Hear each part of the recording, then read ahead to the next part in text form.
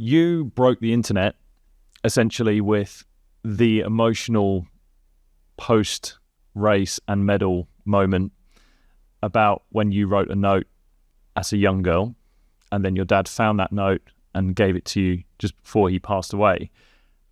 What was going on for that young girl? What was that young girl like?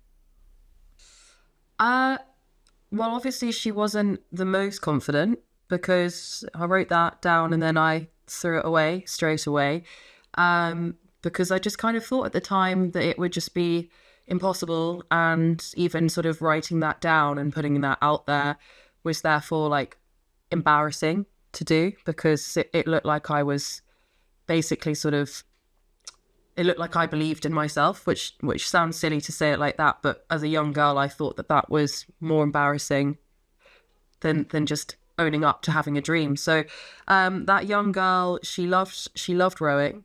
She loved it because of all of the teammates and the friends and like just the fun that you can have at training. But she wasn't very confident. Where did you find rowing? How did you get into it? Where did the love start? So my dad rowed when he was at university, and then my eldest sister, she really, I think, was the one that kind of kicked things off for me in that sense, because so she rowed from a young age and she was really, really good at it. And so having this big sister that looked like she was just crushing it all the time in this, to be honest, at first, watching her do it, I didn't really understand the sport. I thought it was boring because you just sat on the side of a river for hours and hours and hours waiting for somebody to just sort of like fly by. And then I'd kind of be stood there saying, really? Like we've just spent hours to watch her for 10 seconds. Is that actually what's happened?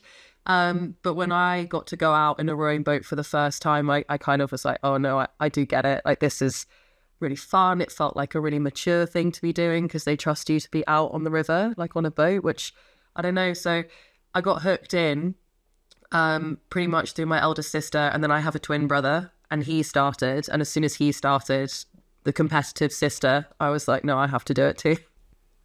It's pretty similar to me and my brother in the sense that I just wanted to beat my brother at everything when I was growing up. He's only a year younger than me. So I just wanted to beat him at absolutely everything.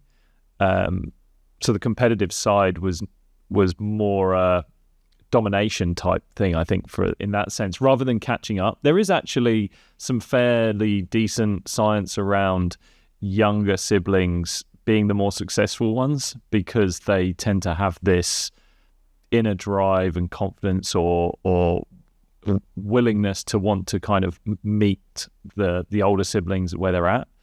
So that's interesting. And I wonder where for you it then was the note, for example, that moment when you're writing that note in that period of your life, was that the defining moment where you're like, this is now serious, I want to be serious about this? No, not at that point. At that point, honestly, I was falling in like every other session. I was capsizing left, right and center. At that point, that was probably still a very defining moment in the sense that when you're new to a sport and when you're early on in a sport, you should really just be enjoying yourself and you should be having fun and you should be taking part in the sport for the love of it and not perhaps necessarily because you've decided at 13 years old that you need to do XYZ training for the next 13 years to then make this goal happen. So for me at that time, yes, I was very inspired by watching the Olympics and it did kind of like plant the seed. But in terms of when did that really sort of like grow and turn into something where I was very, very focused on the end goal, no, that it wasn't around that time. That was just for messing around with my friends. So when did it become serious? I would say towards the sort of end years of my junior rowing. So I rowed at Surbiton. We rowed up and down like the Kingston River stretch on the Thames, which is very, very busy. And so we loved that river stretch, very choppy, very bouncy. And I had amazing coaches there. And one of them, he was actually at the London 2012 Olympics. And so talking to him really sort of helped boost my confidence because he could kind of see that I was sort of thinking big picture. I would love to be able to do these kind of things. And I'd love to be able to go to these amazing races. But I never was really saying it. And he kept kind of like trying to coax it out of me. So, yeah, it was, his name was Bill, and he definitely sort of nurtured that, so that when I went off to university, I knew at uni what I wanted to do. And that was then probably, again, the next sort of steps. Interesting that you had someone who gave you the, I guess, freedom or the confidence that what actually the Olympics might look like. Because I think from the outside, everyone will look at the Olympics and think of it as this really big, daunting thing. And I actually think this is sport in general. When people look at professional sport from outside, they think of it as this big, daunting thing. It's this huge thing. But then once you're in it, kind of, it's not massively that bad. It's actually not that daunting. No. Did you have that feeling? At the Olympics? Yeah. So at the Olympics, I was honestly doing anything and everything I could to just ignore every Olympic ring symbol.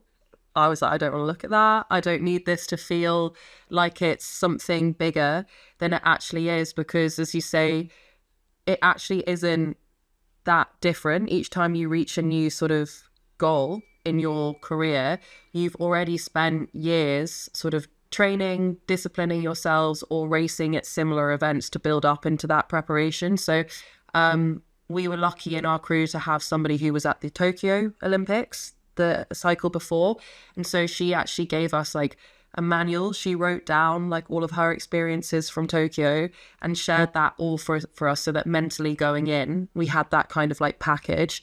But then also, like an Olympics is basically just a world championships, just you've got like 50 other world championships going on at the same time in all these different sports. So long as you focus in on your world championships, you can then have so much fun afterwards, because then you just go get to watch like skateboarding or, you know, like weightlifting or whatever it is. So, yeah.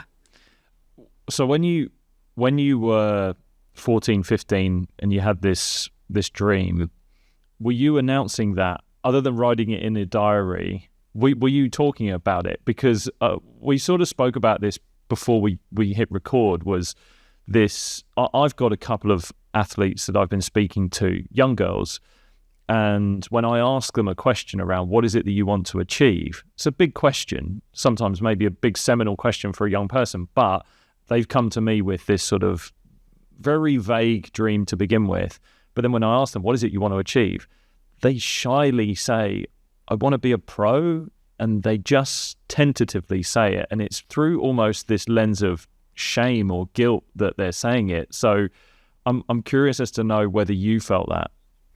I definitely did feel sort of ashamed, embarrassed, which sounds like really strong words, but I did feel uncomfortable about talking about my aspirations, because I thought that it would make me look cocky, arrogant. I thought that people would judge me at the standard that I was at currently, and then sort of say, well, if you're currently falling in like 10 times a week, Lola, there's no way that you can go do that.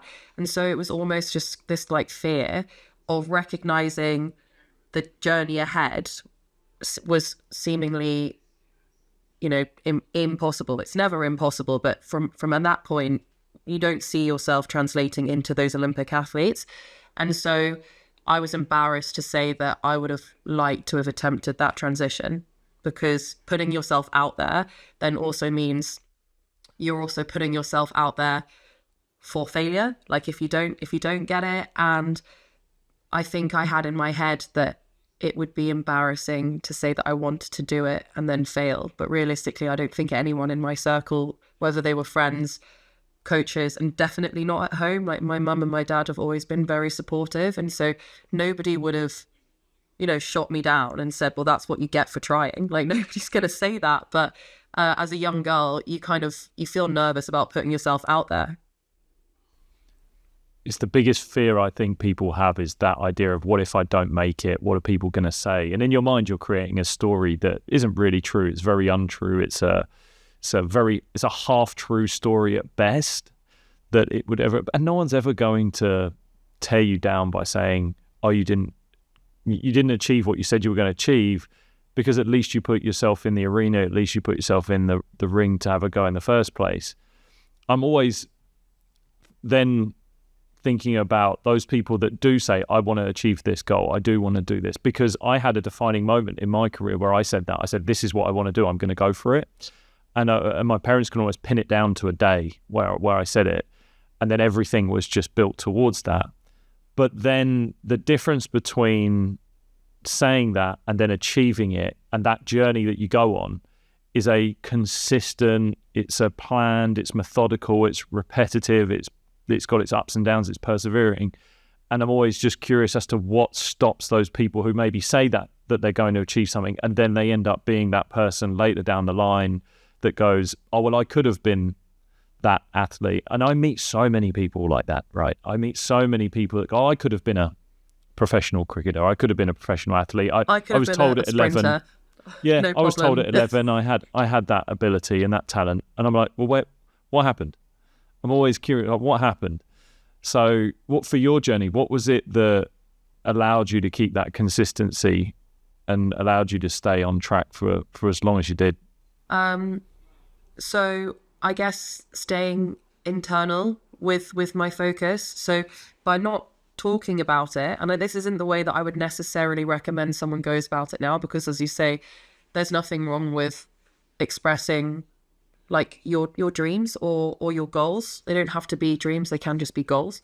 But I stayed very internal with my sort of plan of what I wanted to do. And in staying internal, I also felt like there was less pressure and there was less judgment, because only I knew what I was trying to achieve. And so therefore it wasn't like a performance for other people. It was just training or racing, and the result wouldn't reflect anything, because if I wasn't saying, oh, I want to go win this, or I want to go do this, or I need to get this result in order to be happy, then it allowed myself to just sort of take control over my own sort of like a mental and emotional state going into races. And to be fair, I think we all in our crew kind of have this mentality as well, where into every single race, we would always say, you know, win or lose, it actually doesn't matter. The only thing that we want to get out of this race and to get out of our training today is, did we do our best? And if we've done our best, then yeah, okay, some days that result might not make us like ecstatic, but in time, you can sort of rest easy knowing that the outcome was like, that was the best outcome you could have got, because it was the best row that you could have done. It was the best training session you could have done. And that kind of just gives me some peace that on the stressful days of training, I can kind of fall back on that and say, but I've done my best. On that internalization of what you're talking about, did you feel loneliness? Yeah. There were definitely times when I think that internal mindset, especially when I was younger, kind of made me a bit tunnel minded and a bit sort of too like long-term focused. So I, as a junior, was kind of almost like addicted to this idea that, you know, each day you train, you then see your splits push on, or you see your scores get better, and you can feel yourself getting quicker and faster in a boat. And that sort of progress was really addictive, because it was just like seemingly like an unending source of validation to be like, I'm doing well because my rowing is going well. And then when I went to university, it's not that stopped. Like my progression rate increased, like was still going, but obviously the older you get, like it will slow down. And alongside that, I just really struggled with trying to balance enjoying myself, being present with all of my friends. Like I had the most amazing support system up at Newcastle. Like the coaches, the culture, the ethos, everything there was just perfect. But I was so obsessed with thinking about results that I wasn't actually enjoying that. And I got into quite a lonely headspace. But luckily, because those coaches and my friends were so sort of on it in terms of looking after the team, they noticed that and they helped me out with it. And then I got back in. It's such an interesting period of your life as well, because when you're that young, let's say between 15 to 18, obviously university is that time when you're going, but your one job as a young person is to fit in and you are seeking any way in which you can be accepted by the tribe, which is maybe your school peers, your friends, whatever it might be.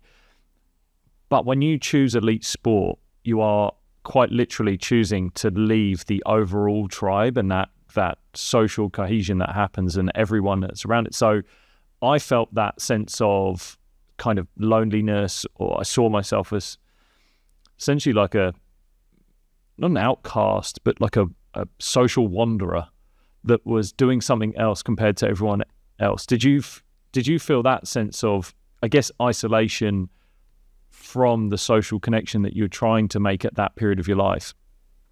So I'd say with rowing, because it is such a team sport, and it's not just a team. So obviously this summer I raced in a boat with 3 other girls, and so we're close as a result of all the training and the time that we spend with each other.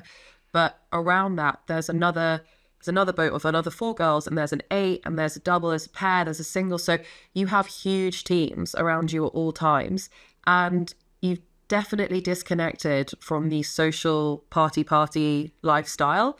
But you don't disconnect from the fact that you've got essentially a whole other sort of culture that you're just immersed in. So yeah, out of my friends from school, there are only a handful that don't row, basically.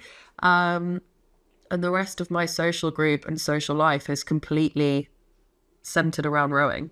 So we're almost, very, very like cut off from the rest of the world. Yeah. But it's not a cult. For me, it's not a cult. Yes. All right. But you should join it. It's great. Yeah. Drink this Kool-Aid. Yeah. It tastes wonderful.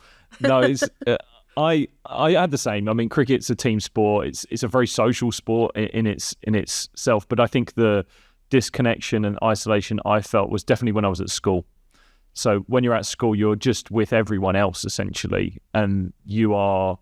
I went to a state school. There's no elite sporting program. There's nothing like that I need to follow. So it was go to school, exist at school, do your academics, and then when I would leave school, it was like, right, how can I get to the gym? How can I get to the nets? How can I get to everything? And that for me was then sort of when my real fun and enjoyment would begin, I guess. But it did create that sense of I'm not quite fitting in with everyone at school. But then that is ultimately, and I've spoken about this before, that is the price of entry of being elite.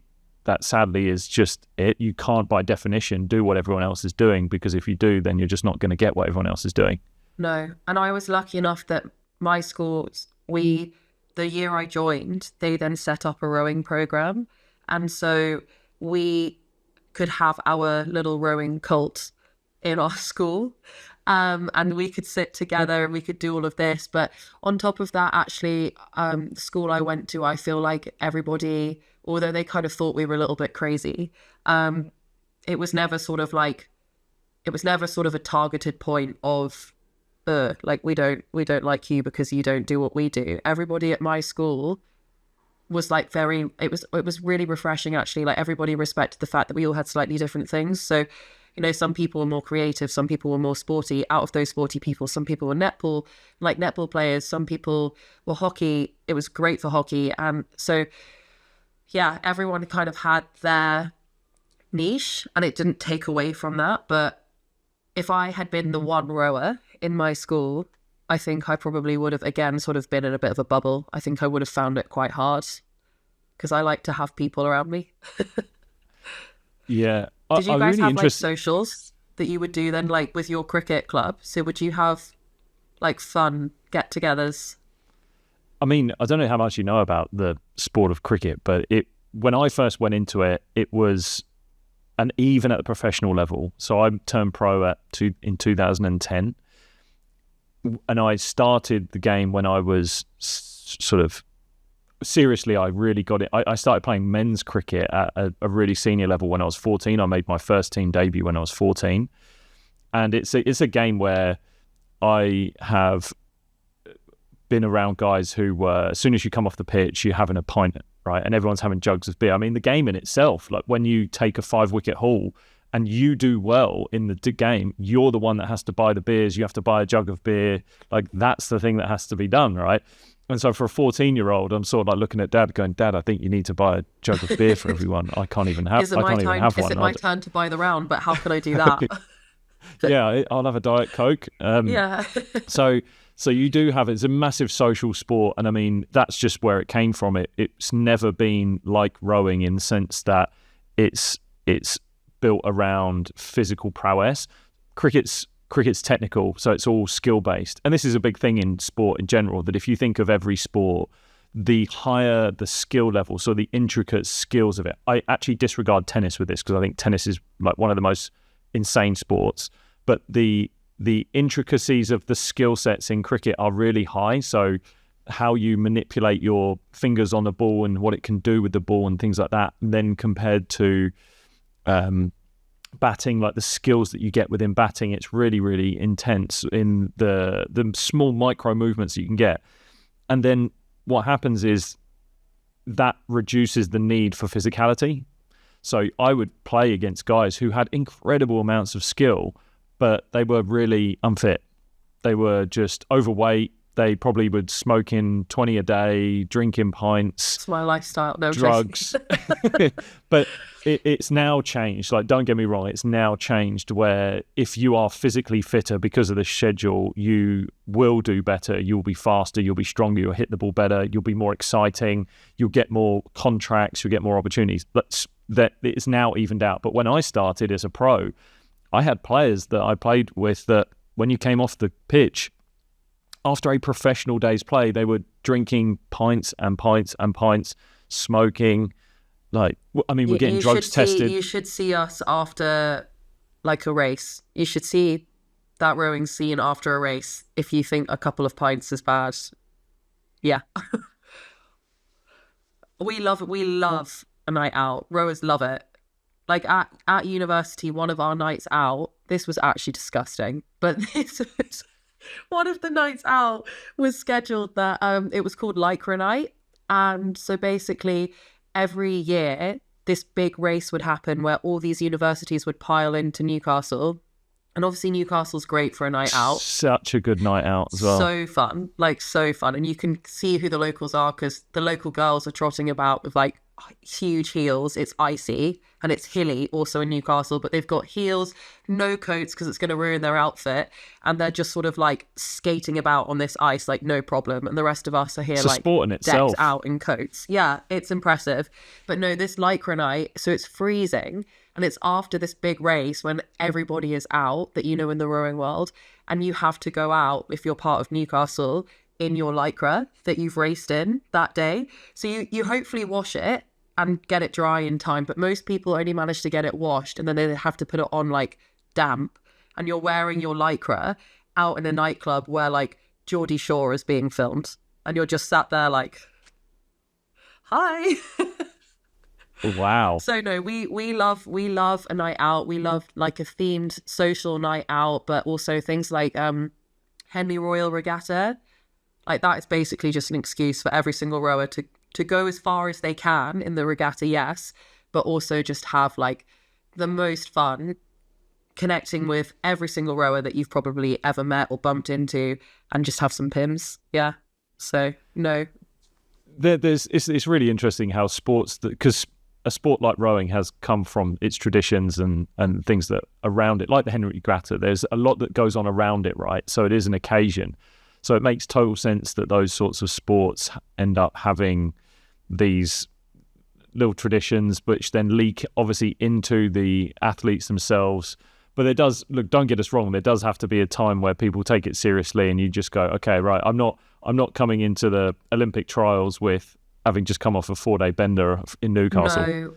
No, I would say we spend a good like 95% of our season, like our whole year, which is the season, almost like entirely dry, especially when you're in like a professional level, just because we have trials and seat racing and testing that can be thrown in really at any point in time. And also from just like a physiological point of view, why would you kind of undo the training that you've done for just a couple of drinks. And obviously it doesn't completely take everything away, but you're tired and you want to go to bed. So no, like you don't have that very often, but when we get the opportunity to have like a celebration, some fun, an opportunity to just sort of like do something a little bit not wild, just a little bit less tame than we usually are, then yeah, we're all on it. That's the same. It's the same in, well, most sports, I think. Is this misconception that everyone is 100% like dialed in all the time, and honestly, it will just lead to insane amounts of burnout. Like you just can't live your life, especially when you're seeing everyone else live it, and you want to get involved. The trick is to be, obviously, like you said, be smart, because there is no, when it comes to say alcohol consumption, I'm no sort of dietitian or even exercise physiologist on this, but the effects that it has on your body from just a power output. I know that we were given some information around the time, and it's probably much more updated now, that if you were going and having X amount of units, so I'm going to say 5 units of alcohol, that the impact was that you are going to have a power decrease over the next 3 days that sort of slowly peters off. God, and so for a sport I've just seen myself off for the next 3 weeks then after last night. That was terrible. But honestly, much, I don't want to know, how much is 1 unit in terms of a drink? Because, maybe a beer, I'm not sure. It was the big ball party last night. 1 beer is 1 unit. I don't know. Okay, yeah. I'm done. Just wrap yourself up for a bit. Yeah. But you've done that strategically, right? There's people listening, like, you've not done that going, I've actually got training this morning. You know you've got time off. I mean, when we had time off, we were like, oh God, it's like red rag to a bull. It was just, you know this is time to let your head out. You actually get the opportunity to be, not for a better word, just a normal human being for a moment. And you get to experience that because, like you said, 95% of the time you are so living strict. your life.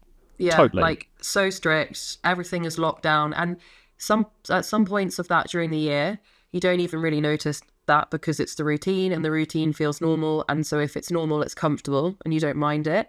There are other times in the years when, and I'm sure you've had to have this, where, you know, you miss a friend's birthday party, or you miss, you know, like a wedding, or you miss out on these, either some of them are big events and some of them are small, but the small ones add up too. And it feels then like big sacrifices after a while.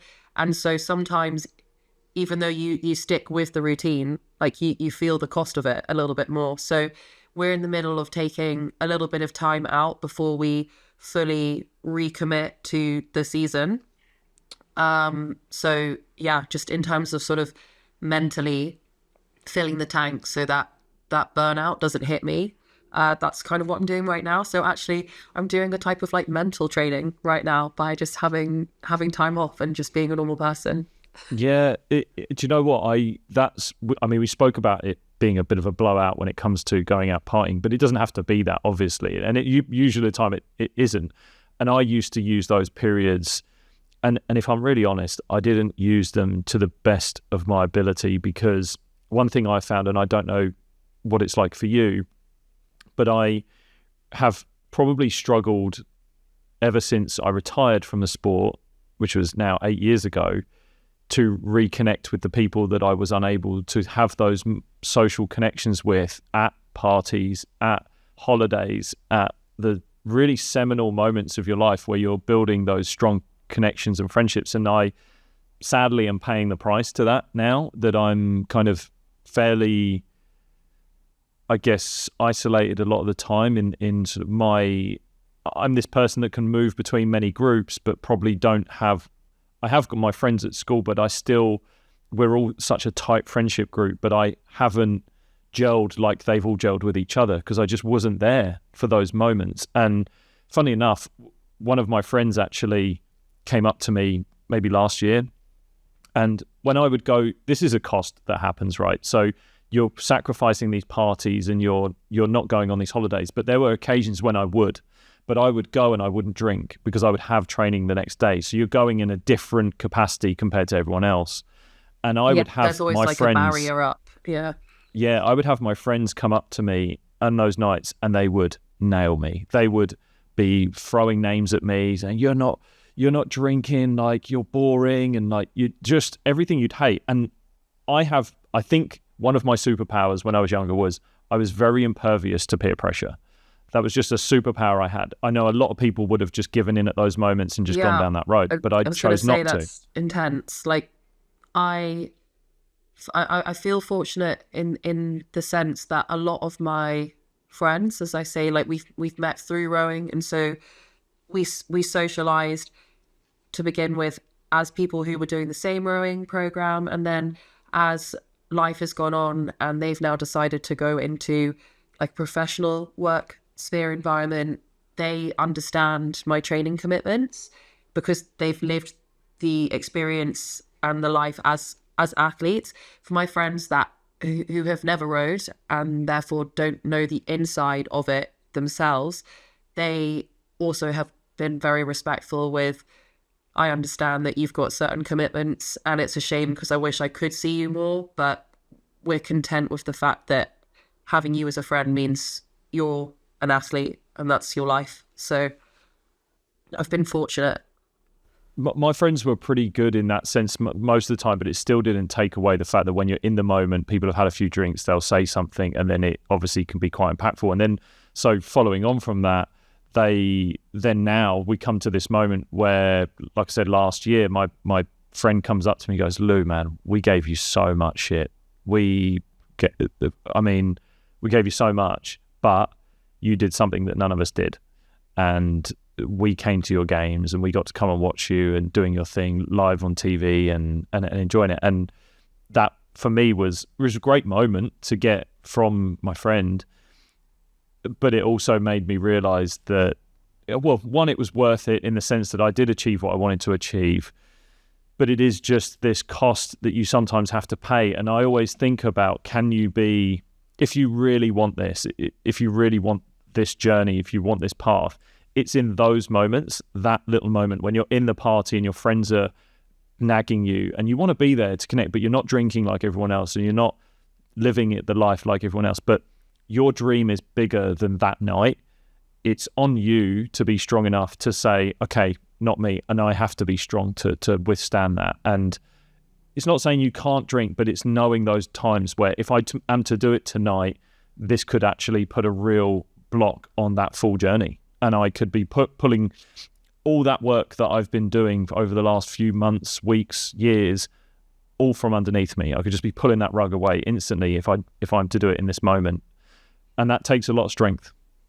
No, it definitely does. And I think for myself, to begin with, when I was younger, I used to look up to certain athletes in the rowing team and think of their lifestyle as like a privilege, to say, how cool would it be to have that much responsibility sort of fall under with your training. And then, yeah, when you're in the reality of it, and the responsibility then means that, yes, okay, you miss events like this. Sometimes it's been helpful to put that into perspective and say, but this is big picture, like why you do it. And then other times it's just as simple as saying, I can't do that right now, but yeah, hopefully one day it will be worth it, because again, big picture, there's a goal that we're trying to get here. But things like your schedule and your awareness for like drugs testing and sort of anti-doping and your responsibilities with that, like I used to look at that when I was younger and think, God, how cool, how good must you be as an athlete that somebody is constantly trying to sort of like track you to make sure that you're being clean and you're representing your sport properly. And so now being on that track, every now and then I'm like, oh, I need to update this or I need to change that. Oh, how annoying. But then in the back of my head, I'm like, oh, but full circle moment, when you were like 13 and you first found out that this was a thing that people actually did, you thought this was really cool. So jokes on her, but also, it's okay. Like, it's fine. Do you know what? I've been thinking about this quite a lot recently, which is this sense of gratitude in your life and perspective that you can bring. And I see it now in my sort of my day-to-day life. But when you're an athlete and you're a professional athlete, you can take some of those moments, the little things that you once as a kid would have thought was so cool to have that as a moment, like a drugs test. And they can be annoying as an athlete. They can be frustrating that you have to do them.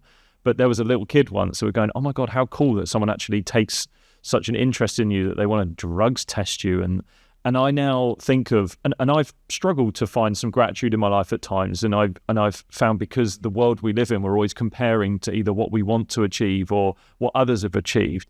And so I've just now really got this, almost this neat little trick that I'm constantly doing, which is that every moment I feel this sense of comparison upward, I compare downward. And I don't say that in a demeaning way to anything below me, but I say this as I seek the things that I don't have in my life. So rather than seeking the things upward that I don't have, I seek the things downward. So you might seek upwards and think, oh, I don't have this cool job or holiday or body or whatever it might be. But now I go, well, I don't have a terminal illness. I don't have a debilitating injury. I don't have to worry about scrapping for my next meal and worrying where that's coming from. And that instantly allows me to appreciate the moment that I'm in and where I'm at right now, because I'm looking at what I don't have. And I think you can do that in sport, right? As an athlete, I think you can look at, oh, I have to do this warm up.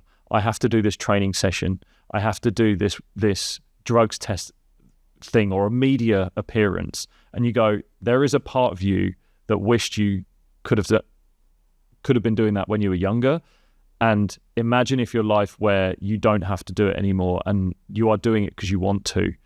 And I just think it brings the perspective back and that sense of gratitude, which can be really hard to find because it's repetitive and it's a monotonous life that you can live. Yeah.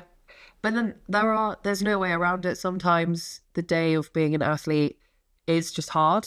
Like it is designed to push your barriers and like test them. And you don't really, if you're not in discomfort for the majority of the time, you're probably not sort of pushing those and testing those enough in order to actually be getting better. And as a team, like that can lead us culturally into some pretty low slumps, from time to time. And I think what is one of the best things about having 3 other girls in the boat, or wider in terms of being part of such a large team, sorry, I've got a cold developing, is being able to sort of see the impact that we can have on each other's mental health and our sort of like our outlook. So recognizing that someone isn't feeling 100% today, giving them the space to have those feelings and not just shouting at them and telling them to sort of grow up or get on with it. But then also trying to sort of like nudge them in a direction of being appreciative for what they're doing well and what they might not be appreciating about themselves. Because when you're feeling slightly down, you tend to, as you say, think about everything that you don't have and not about what actually you're doing really well.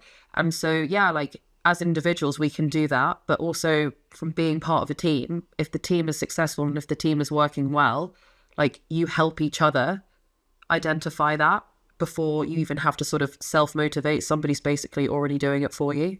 So yeah, it's great.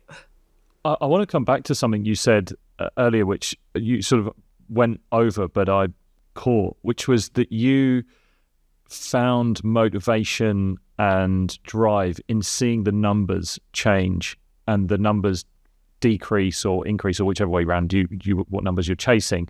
That's a really interesting point for me, because it's such an objective metric of your progress in your sport. You can see you're getting faster. You can see your times coming down.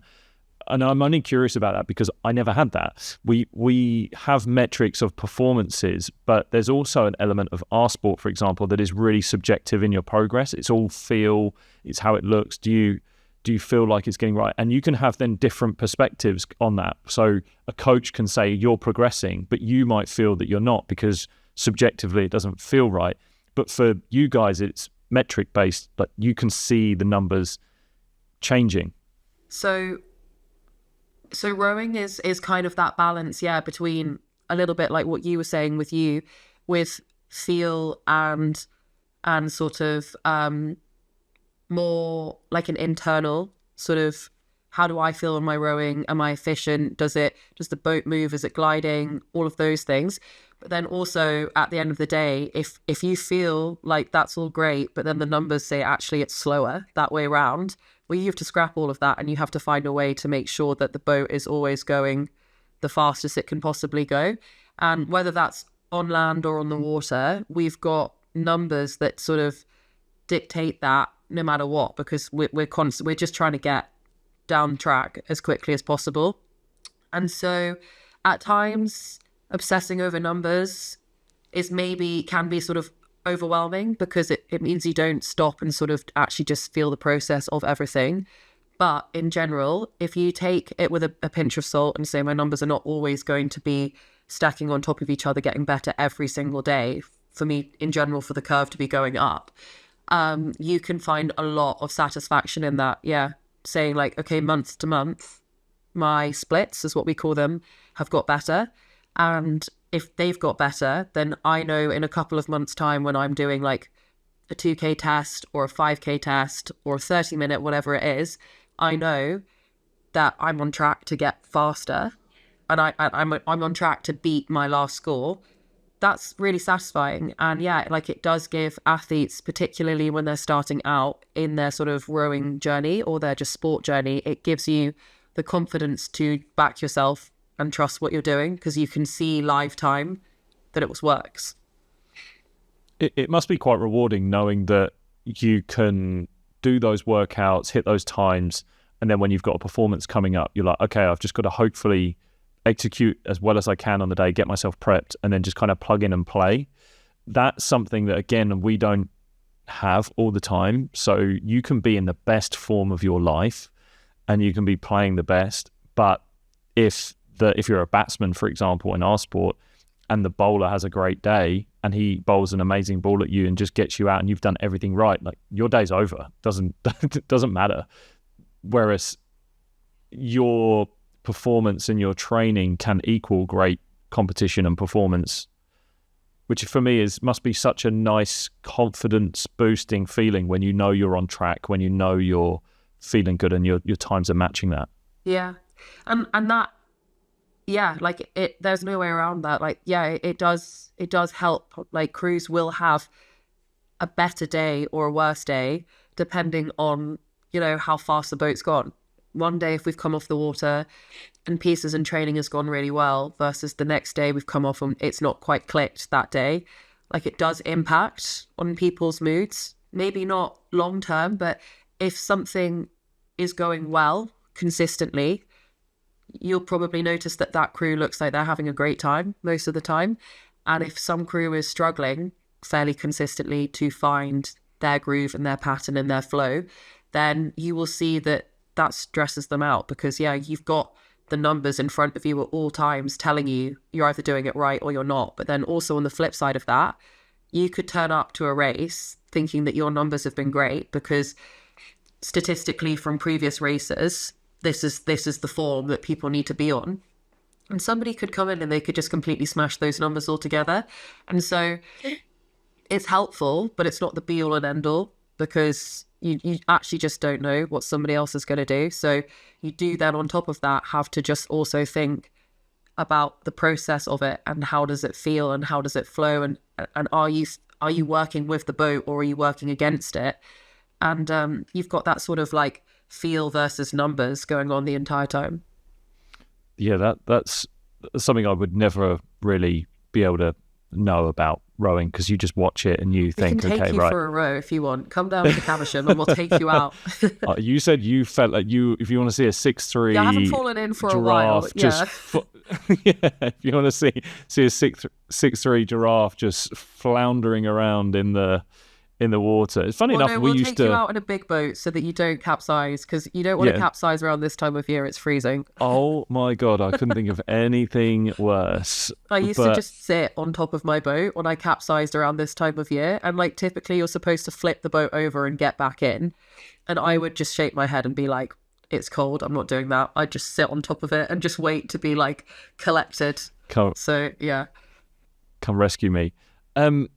What are some of the unique challenges that rowing presents? To an individual or like to a group? Sorry. Yeah, I guess as an individual. So yeah, I think we spoke a little bit about how get involved in any sport, but I do think rowing, just in terms of how much it takes from you time management wise.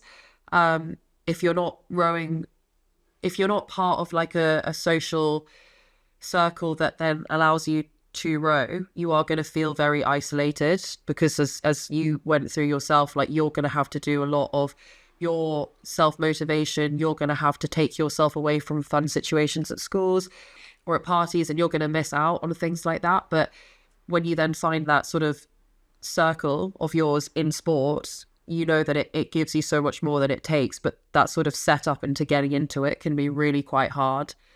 I'm trying to think, to be honest. I think at times rowing in the past has also been fairly, you're either in or you're out.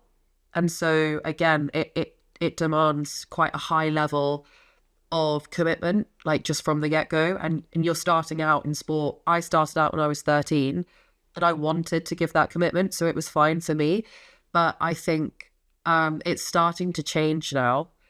But it would be good to be able to see rowing clubs offer up more sort of like social and fun rowing, because that's a way that we can sort of widen our community so that people understand like the passion behind it, and then you hopefully can sort of share more of what rowing can offer. But yeah, like definitely its history has tended to be very much like you're in or you're out. It's high performance and nothing else. But we've got clubs along like the Putney Embankment now in central London that have like great socials and great parties. There's one this Sunday actually that's like an Oktoberfest. So we'll see if anyone wants to go there. You say that my friend took up rowing last year, or maybe last winter. I'm not sure why he did it in the winter, that's for sure. But yeah, he took it up. He took it up, and he actually left it because there was this group think that you needed to be so involved. You needed to be constantly training, and he wanted to do it on a much more social experience, and he wanted to enjoy rowing. He wanted to go up and down the Thames when he could, but it was like, no, we need you 5 days a week. Like, we need you on weekends, and we need you at 6 a.m. on a Sunday. Like, no, this is too intense for me, and he backed away. That's normal to me, and that's what I've grown up doing. And so now that I'm at a professional level, that only increases to an extent. But I recognize that in terms of like a catchment area for young athletes coming in, like we could do better there with sort of getting more people involved in the sport. Not everybody has to have this sort of high performance mindset in order to enjoy sports, and sport is supposed to be inclusive and it's supposed to bring people together. But and I don't think rowing does a bad job of that on the whole, because as I say, like once you're in, like it's a culture and it's a community that is really warm. But getting in, like you do have to, as you say, like commit quite brutally. So the other thing is, as a team, what are some of the unique challenges as a team? One of my assumptions as well is trying to obviously sync each other, trying to all be kind of peaking and training in the same time. I see it when I see a single rower being a little bit easier because they're obviously in control of themselves, but then you add 3 more rowers or 7 more rowers, like, it must be way harder. I think one of the challenges that we have sort of as a team, and then being in a high performance environment as well, is that so to start off the year, we're not all training in crew boats, we train in singles. So each year you start out your season racing all of your teammates to establish like a ranking, and then once you have that ranking, that will then sort of dictate what boats are available to you to seat race into, to get your position in a crew that you then race at in the summer. So although you are a team at the end of the year, and you are a team in the wider sense at the start of the year, at the very beginning, you are also competitors. So your teammates, your friends, you spend your entire day and life, like not just in the building with each other, but a lot of us live very close around each other, because Henley where we train outside of Reading, like Caversham, as our centralised training location. One of the best places that you can live is a small town not far from it called Henley. And so you see each other, like when you go to the shops, so you're just trying to get some dinner and you're like, oh, hi. And then you go home, you sleep, you go to training the next day with your friends, and then you have to race each other, but then come home and still be friends. And then eventually, as I say, yeah, at the end of the year, then your teammates. It's a challenge to kind of foster that. I need to look after me. Like, I need to get my seat, so I need to do well here. But also, at no point do I want to be doing anything that sort of gets in the way of my teammates. Like my teammates, my success shouldn't take away from my teammates' like abilities to succeed. So train with respect for each other, but you're also competing against each other. Does that make any sense? Have you ever read? Yeah, totally. I was wondering have you ever read Steve Redgrave's book? Yeah. That book was really insightful. One, I actually loved it because it's not just about rowing. He pulls upon stories of many different athletes and sports people from different backgrounds and sports. But then I think the thing that I learned the most from it was not only just how incredible that sort of 5 Olympics was, but the different characteristics and the different personalities and the different capabilities of all the guys in that boat. So I think Pinsent was like this incredible machine. Redgrave was just sort of this constant rock that was there all the time, and everyone just had different attributes that they leaned on. How does that work? How does all of that amalgamation of different personalities and skill sets work in a boat? Yeah, well, a lot of like crew selection is, you could say on paper this boat should be the fastest boat, but then every now and then you find out that combination actually doesn't really work. And sometimes it does come down to how well the personalities work, and not in terms of like, oh, they're all best friends and so they're just going to jump in a boat with each other, but how do you communicate and how do you respect and how do you work with each other? So yeah, like every single athlete in that boat is an individual, and they have their own personalities, they have their own communication like preferences with how they like to be spoken to and how they sort of talk to you. And so we spend months sort of understanding each other's languages, how they respond to feedback, and how I can sort of better prepare my responses so that it's easier or better for them to hear. And then, yeah, from that, you just basically work off of everyone's going to have their own strengths and weaknesses, and we don't need to change those. We could hopefully try and minimize our weaknesses, but we're never going to get rid of them. So how can I use my strength to help someone else's weakness, and how does their strength help me? So you're constantly, trying to work out as a team how you move together. Are there any habits that you have that help you stay mentally or physically sharp? I like listening to music. As in, obviously I can't do that in the boat, and that's fine. But in terms of if I'm going for a 5-minute walk or I'm going for like a 2-hour trip, I will always have my headphones with me. It's just something for me that I feel like forcibly quietens my mind. And often I think athletes, and I'm sure you must have experienced this, find it hard to leave training at training. And so I like to just switch off with music or, whatever it is that I need to. So often actually one of the girls on my boat, Hannah, she's really keen on pottery painting, just because it's like something so simple. You don't have to think about what you're doing. There's no right or wrong painting that you're going to do. And it just forces you to think about something completely different from what you would normally do for a couple of hours. And so we've actually really enjoyed doing that. And she's set up so many things for us to do as like a whole team. So you've got like these 6'6" guys like coming into this tiny like pottery painting place, like painting their mugs and things like that. So I think so long as you can switch your mind off that means that you've got the battery for it at training, but like leave training at training, because otherwise it's too much. You've got, quite by literal nature, a very repetitive sport. You're rowing back and forth. You're going in a straight line. How do you keep it fresh? How do you liven things up? I guess to be honest, there is no way to sort of like revolutionize it in the day to day. You know, like it is, as you say, stroke to stroke. And for us, we train on a 2K stretch of lake. So we are very much just going up, down, up, down, up, down, up, down for 2 hours. So for me, what helps pass the time is that instead of thinking just about numbers, is whilst I'm on the water, I like to think more about feel.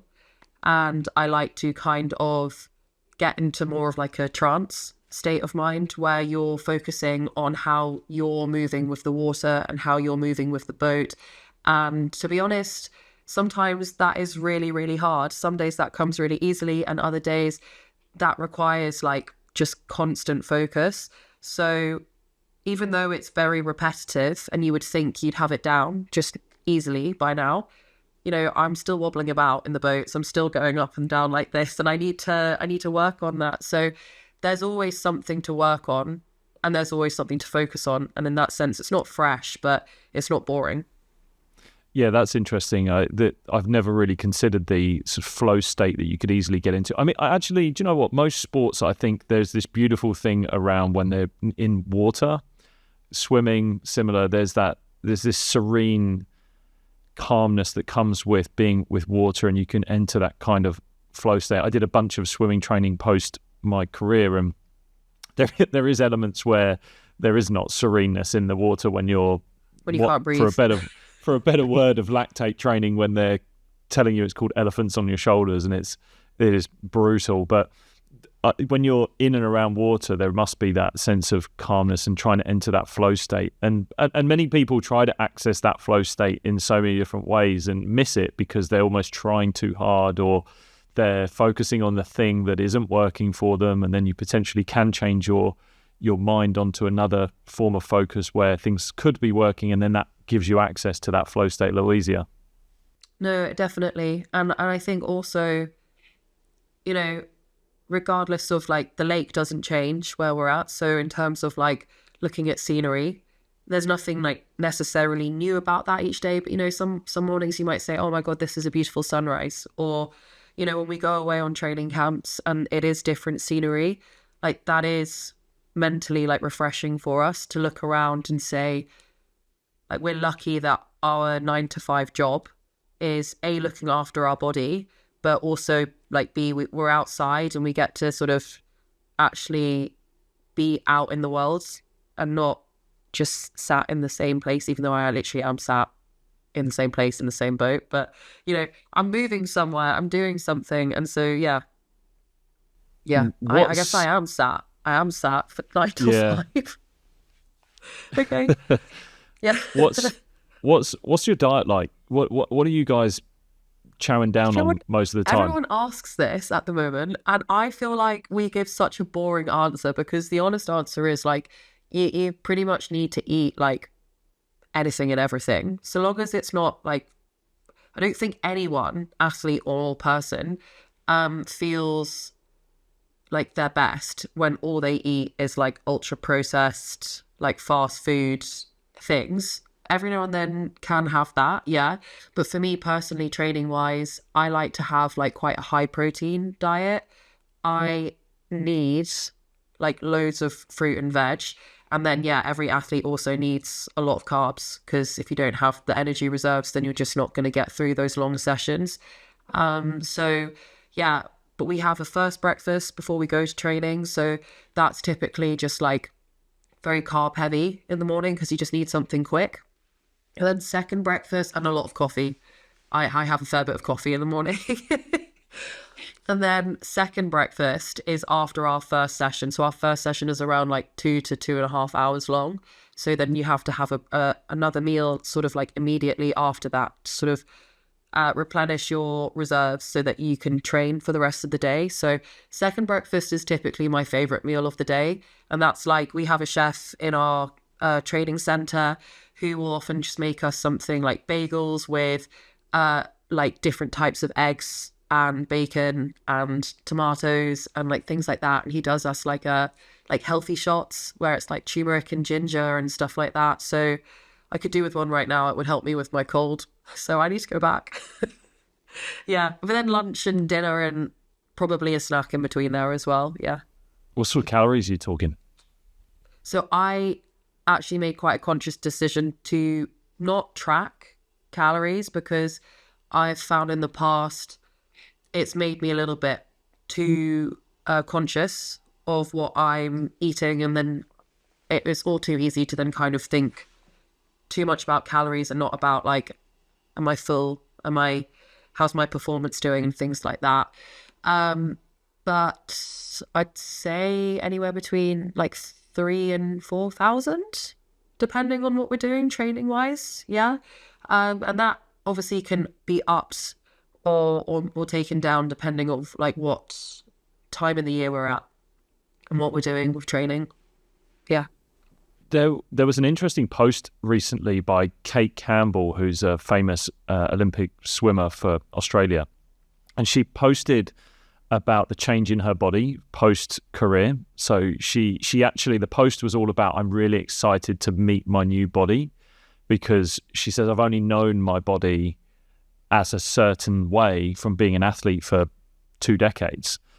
And I found that swimming is really interesting because there's been a lot of talk around young women in swimming and how their bodies look, and that even we had Siobhan O'Connor on the podcast before, and she's spoken about how body image plays a role for young female swimmers because you're obviously in a swimsuit, and then you're sometimes told you're not lean enough and you've got to be a certain size and strength and all that. How does the conversation around body image and female rowers go? Oh, I'm happy you asked that, because to be honest, I think growing up, I really struggled at times because, again, when you're young and you are still kind of trying to work out, you know, what you want to do long term and what are your sort of like life goals, what are your passions, what makes you happy as a person, you're kind of looking to others for assurance and sort of guidance and leadership, and looking around externally to see like what other women are doing. You have a very visual sort of representation of what being a woman in society is, and for a long period of time I think it has been very focused on like, well, how do you present yourself aesthetically and sort of like what do you look like, as opposed to what do you bring to the table. And as a female athlete, growing up, I was at times worried that competing in sport made me more masculine and less feminine. And I really struggled with it because as much as I loved my sport and it gave me so much, there was also this sort of like stress in the back of my head at times that I wasn't fitting in anymore and I was never going to fit in, and that you're kind of like warring between the two, because rowing does make you very muscular. It makes you strong. Like you're training for hours and hours and hours and hours and hours. So you're not going to be like a dainty, petite, little girl anymore. Like you're going to have like strong legs, strong arms. You need to have like a strong core to make sure that you're like physically robust enough to not get injured. And so for some girls that means, yeah, like you might get some definition, but you're also not going to have as slim a waist because you need to be like more robust. And so all of this was fairly confusing to kind of go through over that period of time. But having gone to Paris this summer and you saw up close how many amazing female athletes there were around, athletic, strong, you know, fast, talented, like all of these things, powerful, all very competitive and aggressive as well. Every single one of them came in a slightly different body type. And I just think, for me at least, it was a really cool experience to look around and say, being a female athlete doesn't mean you have to look one way or the other, the same way that being a male athlete is going to look completely different sport to sport as well. So yeah, I think body image does play a big part in young girls like getting into sports, but hopefully they're seeing more examples now, like Emily Campbell like throws like 230 kilos above her head or whatever it is with hair, makeup, nails. Like young girls watching that, I can't really think of a better like role model for them. There's two ends of that spectrum, isn't there? Because there's both the example there, Emily Campbell, there's the huge sort of, I guess, women's movement in acceptance of all body shapes and sizes. You look at many campaigns from brands that have changed just their models that they use over the sort of last 10 years, really. But there's also the other side, right? There's the other side of people seeing this perfect image on social media, the perfectionism that probably is built from that, and the ideal of what needs to be sought after. I wonder do you think that one is winning that battle? Do you think it's harder now, or do you feel there is a pull in the other direction? I think that with an increase of social media, young girls will grow up and they'll see what they want to see. You know, if they want to look at a certain demographic or a certain visual body type of women, like they're going to see as much of that as they want to, because that's what the algorithm is going to push their way. But also on the flip side of that, social media has meant that sport is now an area where athletes are kind of expected to sort of share their lifestyle, because sport is there to entertain people at the end of the day as well. And so it's kind of created this window for athletes to share a little bit more insight into their life. And we've seen so many athletes use this as an opportunity to not always just put a polished photo of themselves up, but say, actually, today is a day where I'm not having a great time, and I'm going to share that with you as well, which I think is really brave of them, not just because you're being vulnerable as a person, but also like as a competitor. If you're putting that out there, like, you know that the people that you race are going to see this, and if they see you as a person, like almost in a way, does that take away from your confidence on the track? But everyone seems to be sort of living in this moment, and it's really cool. I find it's really refreshing. Well, you raise a really good point that people are now putting up more images of them having bad days. And I think that's really important. The one thing I would add on to it is that the reason why I find it's powerful is because, and maybe it's not translated in those images or the videos or whatever's put up, but those people that are saying they're having a bad day, there is an added element to that, is that they're still showing up. They're still showing up to what they're doing. So there's a really important part of that message, that yes, I'm having a bad day, but I'm still choosing to show up, because what will happen on the other side is if someone has a bad day, they will easily give up. And that's not really what it's about. It's showing that you can have a bad day and you can still get something done and you can still find a way through. It just doesn't mean that when you're turning up and you feel slightly off it doesn't feel like it's been like one of your best days where you're trying to relive that moment every day, that you should just walk away if it doesn't reach that level. I think that's a big part of that message that maybe sometimes doesn't get transferred over and can get missed sometimes.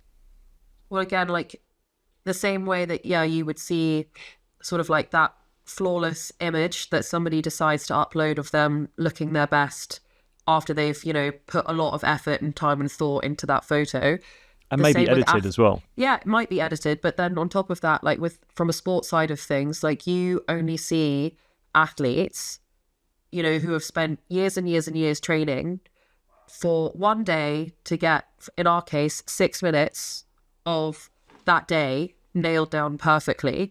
And if you're watching that as a junior athlete and you think, I'm never going to be like that, like we all did at some point, you don't see the process that goes behind it, where, yeah, like we've had days where it's probably been nothing short of shocking, like it's been terrible, and we have either found it funny and we've laughed at it, or we've got really, really sad and frustrated and like defeatist about it. But yeah, as you say, the only way around that is really through it. And so you have to just keep going with that. But you only see the polished result. You don't see the bad days unless athletes share that.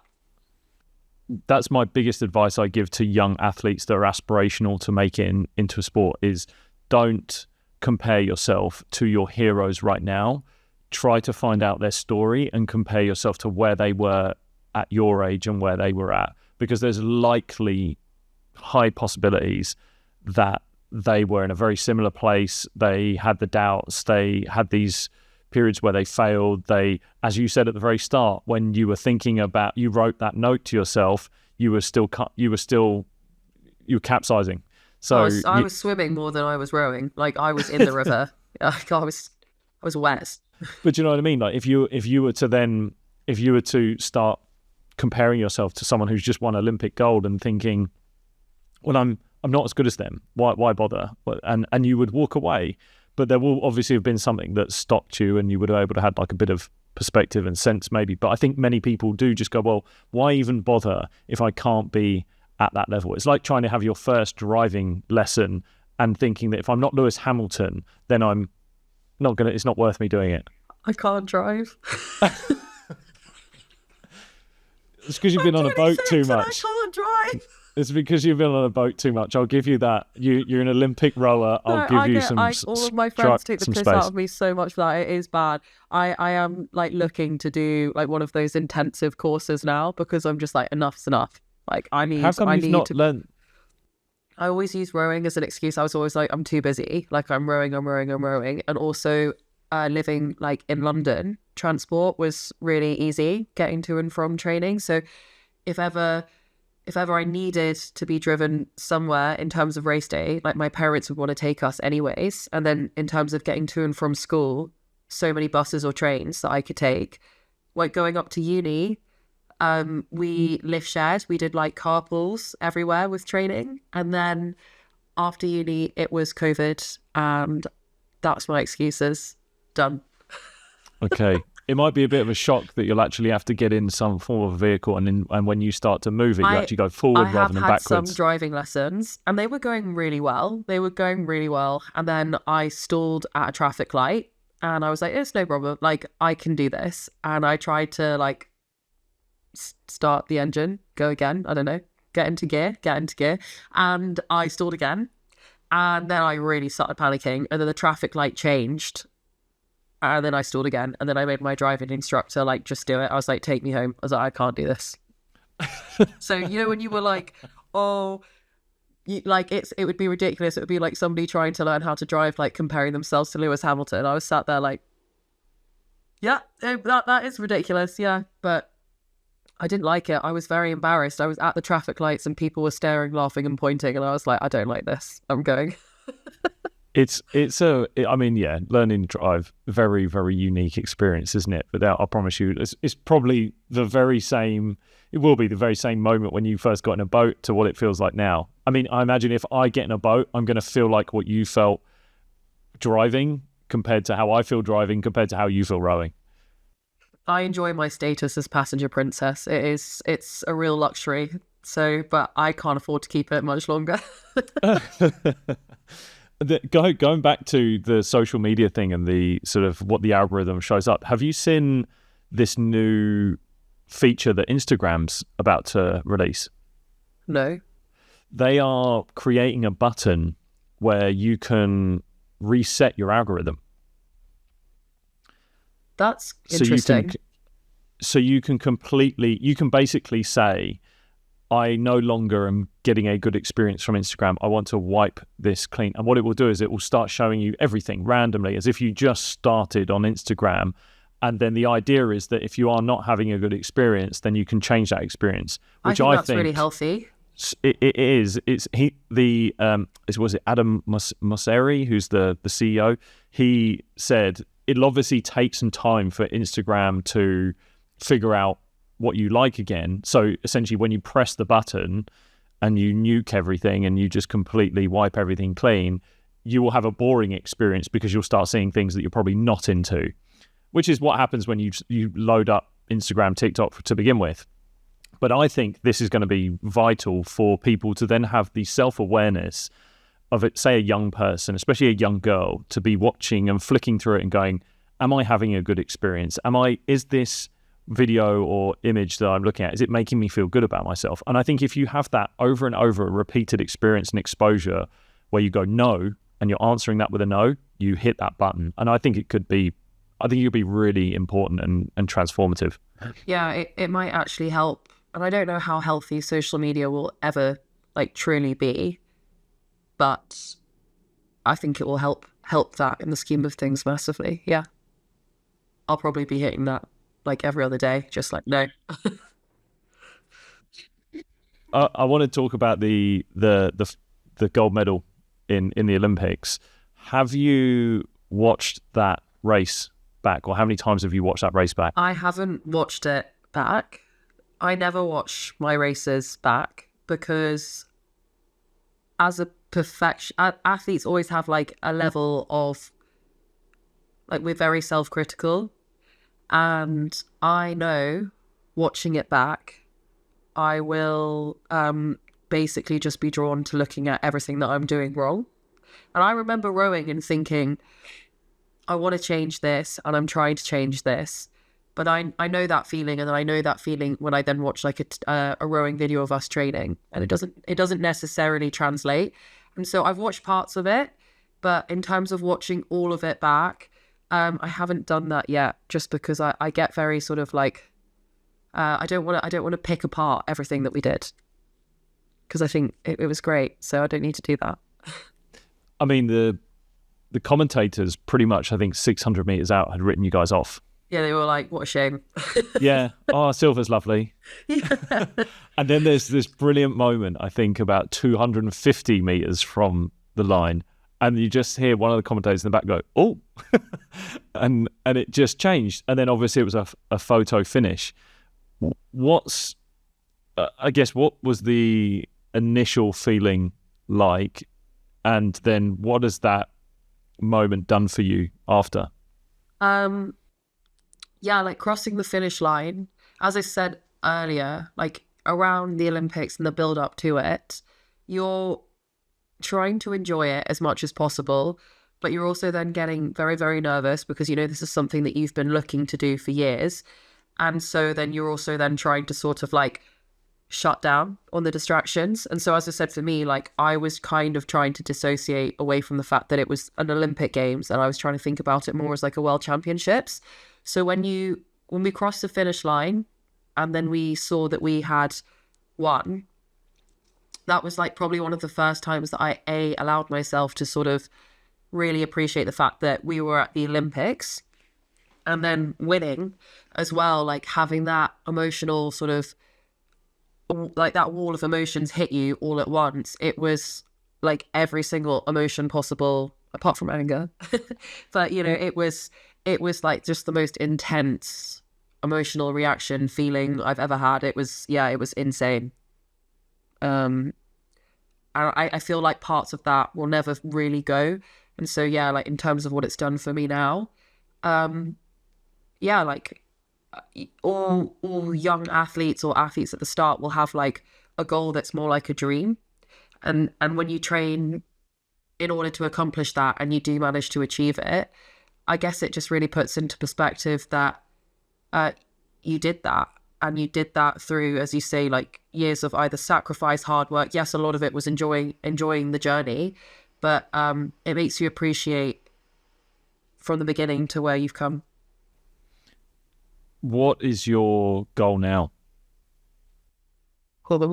I'm still trying to work that out, to be honest. I very much would like to compete in the next Olympic Games, and I would like to be consistently sort of trying to push myself on now over the next 3.5 years into this LA cycle.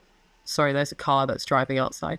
I would like to, sort of crack on now and try and see what else I can get out of myself, because I don't think I'm at my peak. But I'm also happy to just sort of row now less for the goal of, again, like an outcome orientated sort of result of I want to go and I want to win. Like, yes, obviously everybody wants to do that, but coming back now, I'd like to be doing that because I love the sport and it makes me happy, and I like pushing myself and I like testing boundaries within myself. So yeah. And I like being part of a team. Like I love being that team was nice. That's such a nice intrinsic motivation to have. You don't tend to hear that too much. You don't tend to hear that someone is just trying to train and almost enjoy that process of everything that's going on and not have the outcome. No, obviously there's an outcome that you would like to have, but you're not. It doesn't sound like you're completely confined to that. No, I just think personally for myself, like I said, when I was at university and I was kind of struggling with that sort of tunnel-mindedness with my like focus in training, I train better when I'm happy. And so, yeah, high performance is a bit of a balance with that, because some points in high performance, you're probably not supposed to be like on cloud nine all the time. But if big picture, I'm happy and I feel like I'm fulfilling myself to the best that I could be, then like I will be happy, and therefore I will get more out of my training. And I just think whilst I am physically able to, I'd like to row, because I won't be able to do it long term, you know, past a certain point. We all have to face retirement. And so I want to make the most of it whilst I can. But I also, yeah, would like to see how much of this journey I can enjoy and not just, yeah, pressurize also. And what, sort of really coming towards the end now, what question or what piece of advice would you give that 14-year-old or 15-year-old girl that was writing that note? Or maybe on one part to believe in yourself a little bit more. But I think, yeah, the main thing would be for me to enjoy it, because I do think that at times that sort of like self-criticism is what helps high performance push on, and it does give you drive. But also on the flip side of things, like it does smother you at times, and it does limit your performance when you're constantly just picking yourself apart before you've even got started, like with my driving lessons. So I think like just enjoying the process would be the biggest takeaway that I've had, like from start to finish. And that's like, again, like one of the key reasons why into every single race, instead of saying like, I'm only going to be happy if we've got this result, I tell myself I'm only going to be happy if I feel like I've done my best, because you can't control like anything. So instead of getting really sort of wound up and frustrated and bogged down with the details that I'm unable to sort of slow down or speed up, I just want to enjoy the process and sort of stop and take stock, basically. Have you heard or read Kath Bishop's Long Win? I haven't, no. She will be smiling from ear to ear, no doubt, with the answer that you just gave there. Her former GB rower as well. Kath's an amazing woman, amazing writer, and the book she wrote, The Long Win, she came on the show, and a lot of her correspondence and writing is all about this sport not being the be all and end all of just being defined by your wins. There being this long win that you can strive to achieve. So yeah, you'll definitely have Kath as a fan for this outlook, and I think it's great. I think it's really nice to hear someone, especially of your age, that is able to have that outlook. It's nice to hear. Well, I just think realistically, like athletes, we're constantly, as we say, like we're trying to boil things down to numbers. We're always trying to get like the medals, the results, like we're always trying to push on the color of it. We're always trying to do something. If you've got the right color, okay, well then the time could have been quicker. We don't really ever celebrate ourselves, and it's not about sort of, you know, celebrating nothing for no reason. But like we are more than just our sport, and I think in that sense, like we shouldn't take that for granted, because yeah, like what we do is special. And so I don't know, like just enjoy it whilst you can, but also realize that there's more to life than the number that's on my like stroke coach every day. That's okay. There's something else going on. Lola, where's the best place for people to keep up to date with everything that's going on with you?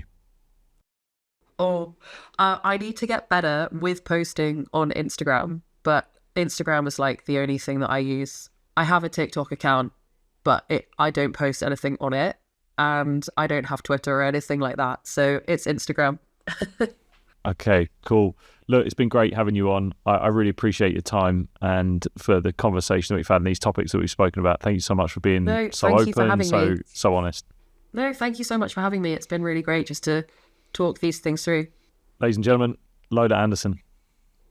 Yay! If you enjoyed that episode with Lola, then you might enjoy even more episodes on the podcast. And to do that, we created a playlist of some of the best episodes to get started with straight away. All you got to do is click right here.